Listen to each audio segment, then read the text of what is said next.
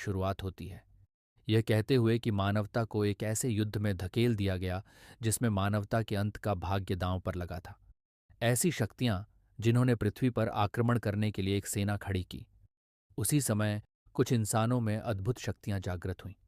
उन्हें साइकर्स कहा गया। असंख्य साइकर्स के बलिदान के माध्यम से युद्ध का अंत मानवता की विजय के साथ हुआ। लेकिन वे 15 साल बाद फिर लौटेंगे। एक भविष्य द्रष्टा साइकर की भविष्यवाणी के अनुसार मानवता ने एआर के नामक एक संस्थान स्थापित किया, जहां साइकर्स को प्रशिक्षित किया गया। वे उन बच्चों को इकट्ठा करने लगे जिनके पास मानसिक क्षमताएं थीं और मानवता के अंतिम युद्ध के लिए उन्हें तैयार किया। भविष्यवाणी पूरी होने में अब केवल 3 साल बाकी हैं। दुःस्वप्न। एक अकेला साइकर एक युद्ध क्षेत्र के बीच खड़ा था। उसके चारों ओर भयंकर राक्षस थे। उसने एक एक करके उन सभी को अपनी बंदूक से खत्म कर दिया। अचानक एक जोरदार धमाका हुआ। आसमान से एक विशाल ड्रैगन प्रकट हुआ, जिसके चमचमाते पंख और जलती हुई सांस से सब कुछ जल रहा था। सायकर ने अपनी बंदूक उठाई, लेकिन आग की लपटों ने उसे पूरी तरह से घेर लिया।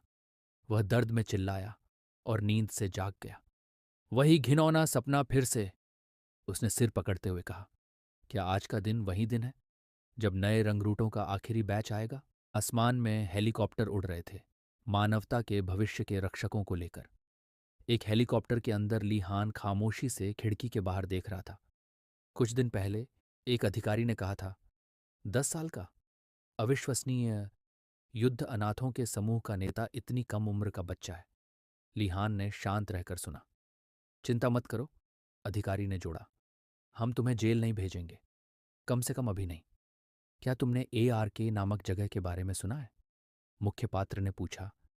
क्या आप एआरके से साइकर्स को प्रशिक्षित करने वाले संस्थान का मतलब ले रहे हैं? क्या आप कह रहे हैं कि मैं भी उन मानसिक सुपर ह्यूमंस में से एक हूं? अधिकारी ने मुस्कुराते हुए कहा, तुम बहुत होशियार हो, लेकिन तुम सिर्फ एक साइकर नहीं हो। तुम मानवता के उद्धारकर्ता बनोगे, और तुम अब इन वीरान इमारतों में भूखे नहीं रहोगे।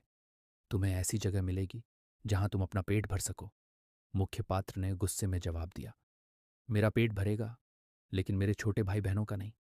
अगर आप मुझे एआरके भेजना चाहते हैं तो कृपया मेरे छोटे भाई बहनों की जिम्मेदारी लें। उन्हें खाने के लिए खाना, पहनने के लिए कपड़े, सोने के लिए जगह और स्कूल जाने के लिए व्यवस्था दें। ये सब पूरा करें।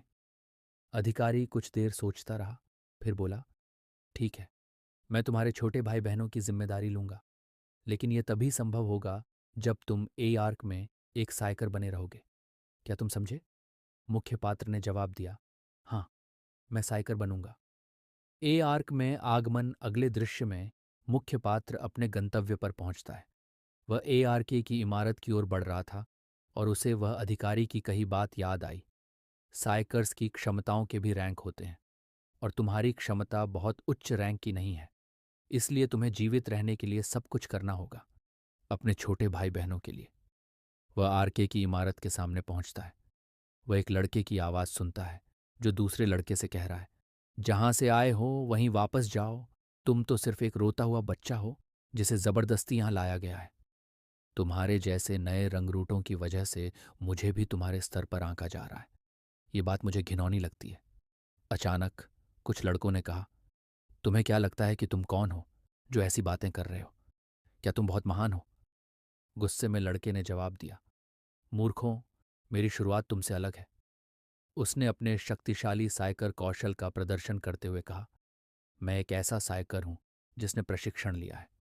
सभी लड़के उसकी शक्तियों को देखकर चौंक गए, क्योंकि यह पहली बार था जब उन्होंने किसी साइकर की शक्ति को देखा।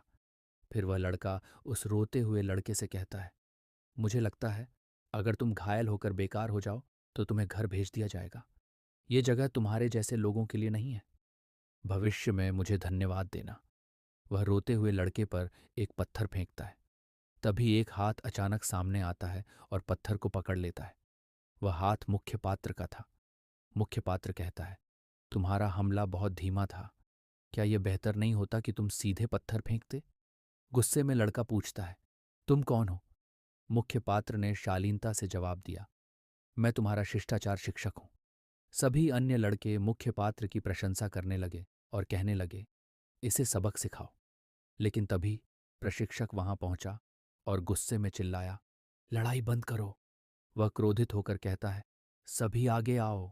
दोनों में से एक, तुम्हारा नाम क्या है? सुनहरे बालों वाला लड़का जवाब देता है कि उसका नाम डेल साइमन है, और हमारा मुख्य किरदार जवाब देता है कि उसका नाम लीहान है।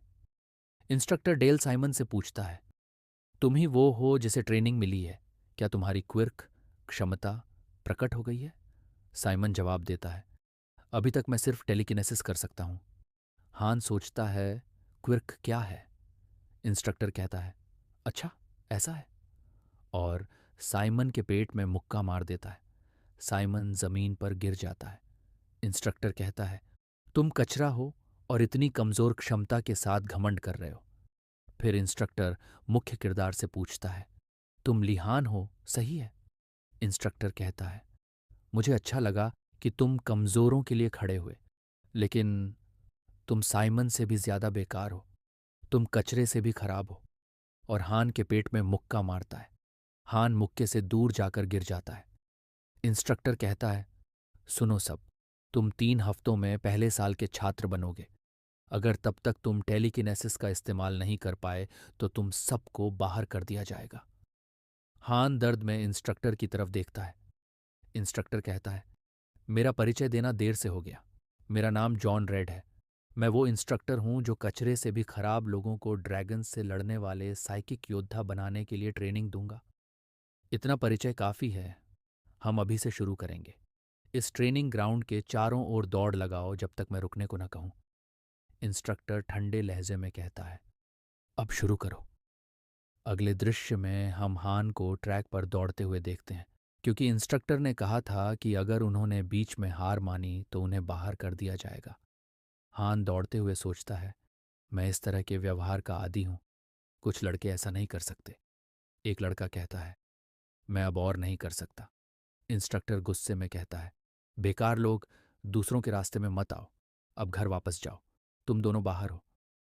हान इंस्ट्रक्टर को सुनता है और सोचता है, मैं सख्त ट्रेनिंग सह सकता हूं, लेकिन मुझे अपनी साइकिक क्षमताओं की ज्यादा चिंता है। क्या मैं भी वो कर सकता हूं जो उस लड़के ने किया? क्या मेरे पास भी साइकिक क्षमताएं हैं? अचानक एक लड़का दौड़ते हुए जमीन पर गिर जाता है। इंस्ट्रक्टर कहता है, कमजोर लड़का, घर जाकर सो जाओ। लड़का रोते हुए कहता है, मैं घर नहीं जा सकता। अचानक हान लड़के को खड़ा करने में मदद करता है और कहता है, उसने अभी हार नहीं मानी है। फिर वह लड़के की ओर देखता है और पूछता है, सही है? लड़का जवाब देता है, हाँ। फिर हान उसकी दौड़ने में मदद करता है। इंस्ट्रक्टर पीछे से उन्हें देख रहा होता है। शाम को इंस्ट्रक्टर कहता है, रुक जाओ। ये सुनकर हान और बाकी लड़के जमीन पर गिर जाते हैं। उनके पास अब कोई ताकत नहीं बची होती। इंस्ट्रक्टर कहता है, 53 में से सिर्फ 40 बचे हैं। हाँ, आज के लिए इतना ही। असली ट्रेनिंग कल से शुरू होगी। ट्रेनिंग के दौरान हर सुबह तुम इसी तरह दौड़ लगाकर अपना दिन शुरू करोगे। ये सुनकर हर कोई चौंक जाता है। अगले दिन सुबह 5 बजे दौड़, 8 बजे नाश्ता, 9 बजे सुबह की क्लास। इंस्ट्रक्टर कहता है, अपने शरीर में एक ऐसी जगह की कल्पना करो जो साइकिक ऊर्जा पैदा करती है। चाहे तुम इसे अपने दिमाग से महसूस करो या दिल से, कल्पना सबसे ज़रूरी है। अपनी छवि बनाओ, जैसे मार्शल आर्ट्स में दांतियन ऊर्जा केंद्र होता है। हान सोचता है, मैं इसे अपने दिल से करूंगा। 12:30 दोपहर का भोजन। हान अपना खाना लेता है और सबको देखता है। वह वहां जाता है जहां कुरो अकेला बैठा होता है। वह उसके पास बैठता है और कहता है, आओ साथ में खाना खाएं। कुरो कहता है, ठीक है। हान कहता है, तुम मेरी पहली दोस्त हो, दोनों जीवन और ए आर्क में। अपने खाने का आनंद लो। अचानक साइमन और हान की नज़रें गुस्से में एक दूसरे को घूरने लगती हैं। कुरो कहता है, साइमन लड़का, उसे यूनाइटेड किंगडम में गिफ्टेड एजुकेशन मिली है। हान जवाब देता है, इसलिए उसकी नाक इतनी ऊंची है। मुझे गुस्सा आ रहा है, लेकिन वह सब कुछ कर सकता है। हमें भी टेलीकिनेसिस का इस्तेमाल करना सीखना होगा, जैसे उसने किया। कुरो घबराते हुए कहता है, मैं भी टेलीकिनेसिस कर सकता हूँ। हान चौंक कर पूछता है, सच में? कुरो, तुम कमाल के हो। हान मन में सोचता है, मुझे अभी दूसरों की चिंता नहीं करनी चाहिए।